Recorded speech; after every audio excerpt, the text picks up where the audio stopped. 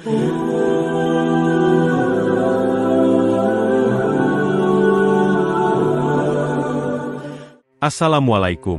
warahmatullahi wabarakatuh. Sahabat Mumtana, sebelum menyimak kisah cerita hari ini, saya sarankan untuk menulis sholawat kepada Nabi di kolom komentar. Semoga sholawat kita menjadi penolong kita kelak di padang mahsyar. Kami doakan semoga kalian mendapatkan rezeki yang barokah dan diberi kemudahan oleh Allah Subhanahu wa Ta'ala dalam menjalani kehidupan sehari-hari. Di desa Sukamurni yang tenang dan asri, ada sebuah warung makan legendaris milik Pak Darto, pria Parubaya yang dikenal sebagai juragan kuliner.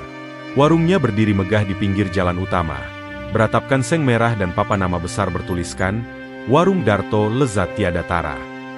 Setiap pagi hingga sore, antrean pembeli tak pernah putus. Mulai dari petani, pegawai kelurahan, hingga wisatawan luar kota. Semua ingin mencicipi soto ceker, rawon, dan nasi megono khas racikan Pak Darto. Kesuksesan itu membuat Darto semakin percaya diri, bahkan kelewat batas. Ia kerap berbicara lantang, membanggakan bagaimana dirinya membangun bisnis dari nol. Kalau mau sukses, ya kerja keras seperti saya. Bukan cuma ngemis dan malas. Begitu katanya pada siapapun yang lewat. Ia suka memakai perhiasan mencolok, cincin emas di 4 jari, gelang perak tebal, dan jam tangan mahal. Motornya diganti tiap 6 bulan, dan anaknya sekolah di kota. Tapi yang paling kentara dari Darto adalah kesombongannya. Ia memandang orang miskin dengan sinis. Tukang becak, pengemis, atau pemulung dianggapnya mengganggu pemandangan. Pernah suatu kali, ia menghardik seorang pengamen karena suaranya dianggap menurunkan selera makan pelanggan. Warga sekitar, meskipun segan, sebenarnya takut. Mereka enggan berurusan dengan Pak Darto karena tahu ia mudah marah dan tak suka dikritik. Kesuksesan telah mengubahnya. Bukan menjadi sosok yang menginspirasi, melainkan bayang-bayang arogansi yang menutupi cahaya kemanusiaannya. Hari itu, matahari menyengat desa Sukamurni tanpa ampun.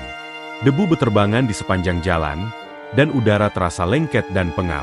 Di seberang warung Darto, seorang nenek renta berjalan tertatih, menahan sakit di lutut dan letih yang menumpuk di punggung tuanya. Namanya Nenek Lilik. Seorang janda tua yang hidup sebatang kara sejak anak sematawayangnya meninggal karena kecelakaan beberapa tahun silam. Pakaian yang ia kenakan lusuh, hanya daster tipis bermotif bunga yang sudah memudar warnanya. Di tangannya tergenggam kantong plastik berisi botol bekas, hasil memulung seharian. Karena lelah, ia duduk di trotoar depan warung Pak Darto. Ia hanya ingin mengistirahatkan kakinya sebentar. Namun, baru beberapa menit ia bersandar di tembok warung, suara bentakan menggema. "Hei, nenek gembel, jangan duduk di sini. Kau bikin pelanggan kabur." Teriakan itu keluar dari mulut Pak Darto, penuh amarah dan jijik. Ia melangkah keluar dengan wajah merah padam, lalu menunjuk ke arah pegawainya. "Siram dia, biar tahu rasa." Tanpa banyak tanya, sang pegawai menyiram Nenek Lilik dengan air kotor dari ember cucian piring. Air bau itu membasahi tubuh ringkihnya, membuatnya tersungkur dan batuk-batuk. Warga sekitar hanya bisa menunduk. Tak ada yang berani melawan Darto. Dalam keadaan kuyup, tubuh menggigil, dan hati remuk, Nenek Lilik memejamkan mata dan menengadah. Dengan suara parau yang hampir tak terdengar, ia berdoa lirih, "Ya Allah, jika aku memang terzalimi, mohon tunjukkan keadilan MU." Hujan belum turun, tapi langit desa Sukamurni mulai kelam. Langit Sukamurni perlahan berubah gelap. Awan hitam menggulung di atas desa. Angin mulai berembus dingin. Dalam kondisi basah kuyup dan tubuh menggigil, Nenek Lilik melangkah tertatih meninggalkan warung Pak Darto. Setiap langkahnya berat. Bajunya melekat di tubuh, kakinya gemetar, dan napasnya sesak. Tapi tak ada tempat baginya untuk mengadu. Tak ada rumah, tak ada keluarga. Ia berjalan menyusuri jalanan desa yang mulai sepi, hingga menemukan sebuah toko kelontong yang sudah tutup. Di teras toko itulah ia duduk bersandar, berusaha menghangatkan diri di balik dinding kayu. Tak lama kemudian, hujan deras turun. Petir menyambar beberapa kali. Orang-orang berlarian mencari tempat berteduh. Namun, tak satu pun dari mereka menoleh ke arah tubuh tua yang menggigil sendirian. Hingga datang seorang wanita Parubaya, penjual sayur keliling, bernama Bu Rumi. Ia menghentikan sepedanya, memandangi Nenek Lilik dengan iba, lalu membuka bungkusan plastik dari keranjang. Ini ada sedikit nasi dan lauk. Nek, makannya. Jangan duduk di sini kedinginan. Ia juga menyerahkan payung kecil dan selendang tipis untuk menghangatkan tubuh sang nenek. Nenek Lilik tak sanggup berkata-kata.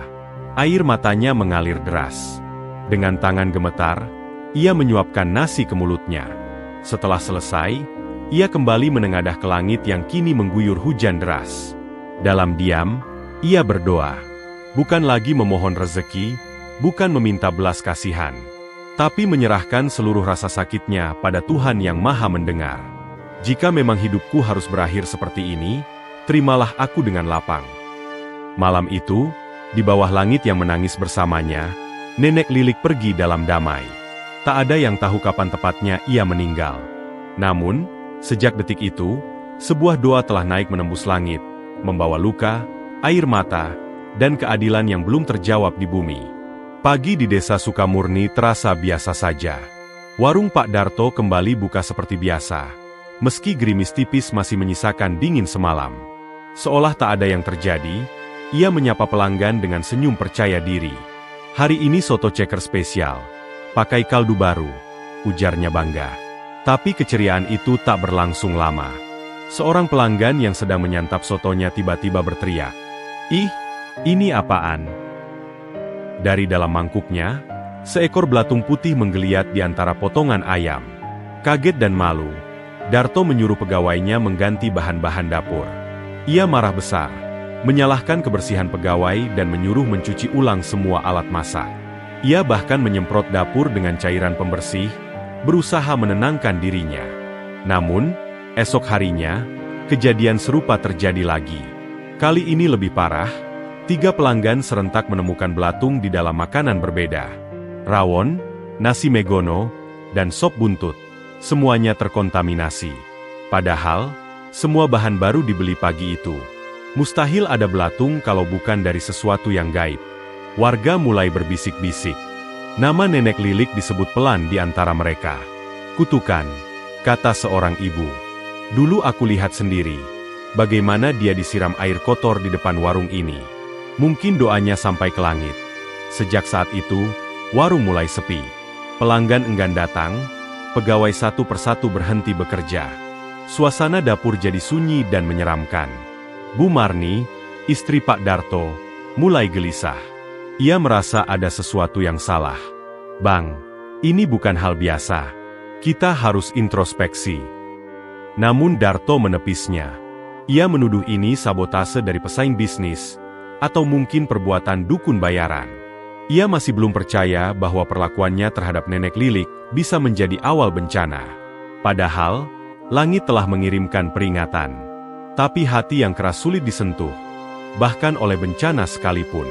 Sejak warungnya ditinggalkan pelanggan dan pegawai, kehidupan Pak Darto berubah drastis. Ia tak lagi duduk dengan bangga di bangku depan warung, melainkan lebih sering mengurung diri di kamar. Tapi malam-malamnya jauh dari tenang. Ia sering terbangun dengan nafas terengah, keringat dingin membasahi tubuh. Dalam mimpinya, berulang kali muncul wajah Nenek Lilik, penuh luka, rambut basah, dan dari mulutnya merayap keluar belatung hidup. Awalnya, Darto menganggap itu hanya mimpi buruk biasa. Tapi gangguan itu makin nyata. Suara isak tangis lirih terdengar dari dapur tengah malam. Padahal rumah sudah sepi. Beberapa kali ia melihat pintu dapur terbuka sendiri, dan sendok-sendok jatuh dari rak tanpa sebab. Bau anyir sering tercium dari kamar belakang, meskipun sudah dibersihkan berulang kali. Suatu malam, Bu Marni menjerit karena melihat sosok wanita renta berdiri diam di ujung lorong. Tubuhnya basah kuyup, matanya kosong. Tapi puncak ketakutan itu datang saat hujan deras mengguyur desa. Petir menyambar, dan lampu rumah berkedip-kedip. Dari balik jendela, Pak Darto melihat sosok Nenek Lilik berdiri di halaman. Tubuhnya membusuk, pakaiannya lusuh dan menempel seperti dulu saat disiram air kotor. Ia tidak berkata apa-apa, hanya menatap lurus. Belatung terlihat jatuh dari tangannya yang keriput. Darto menjerit histeris, tubuhnya limbung dan jatuh. Ia pingsan malam itu, dan sejak hari itu pula, kesehatannya memburuk. Tubuhnya mengurus drastis. Ia tak nafsu makan, matanya cekung, dan kulitnya pucat. Tiap malam dihantui rasa bersalah dan ketakutan. Warung ditutup permanen. Harta yang dulu dibanggakan tak mampu menyembuhkannya, bahkan tak bisa memberinya tidur yang damai. Pak Darto mulai menyadari, bukan hantu yang menghukumnya, tapi dosanya sendiri. Istrinya membujuk agar mereka ziarah ke makam Embok Ranti. Dengan tubuh lemas dan hati remuk, Karman mengunjungi makam sederhana itu. Ia bersimpuh, menangis, memohon ampunan. Maafkan saya, Embok, saya terlalu sombong, saya tak melihat hatimu. Di depan nisan kayu bertuliskan Ranti binti Samin, Karman akhirnya sadar. Kekuasaan dan harta tak ada artinya jika lupa menghormati sesama manusia. Dari tanah yang sepi itu, ia memulai taubatnya. Dan langit kembali cerah di Kampung Rahayu.